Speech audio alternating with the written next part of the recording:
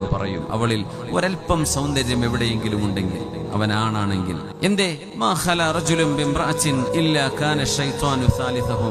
ഒരാണ് ഒരു പെണ്ണിനെ കണ്ടുമുട്ടുമ്പോ ആ രണ്ടുപേരിന്റെ കൂടെ മൂന്നാമനായി പിശാചുണ്ട് എന്ന് പരിശുദ്ധ റസൂലുള്ളാഹി സ്വല്ലല്ലാഹു അലൈഹി വസല്ലം.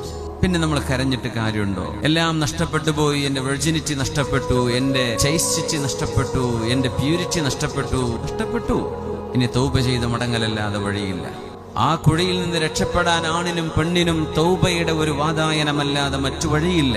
പക്ഷേ ആ സുഖം ആസ്വദിച്ചത്, കണ്ടത്, അവരുമായി സൗഹൃദം പങ്കിട്ടത്, ഒരുമിച്ച് സ്കൂളിൽ നിന്നോ കോളേജിൽ നിന്നോ യാത്ര പോയി അങ്ങനെ പരിചയപ്പെട്ടു തുടങ്ങിയത്, ഫോണിലൂടെ ഇൻസ്റ്റഗ്രാമിലൂടെ സോഷ്യൽ മീഡിയയിലൂടെ പരിചയപ്പെട്ടു തുടങ്ങിയത്, ഈ സംഭവങ്ങളൊക്കെ ലാ മർഹബൻ ബിസുറൂരിൻ ബഅദഹു നദമു, ഇതിന്റെയൊക്കെ ശേഷം ഒരു സങ്കടമാണ് പിറകെ വരുന്നതെങ്കിൽ ഈ സന്തോഷത്തിന് എന്ത് വില കൊടുക്കണം? എന്തിന് വേണം ഇത്?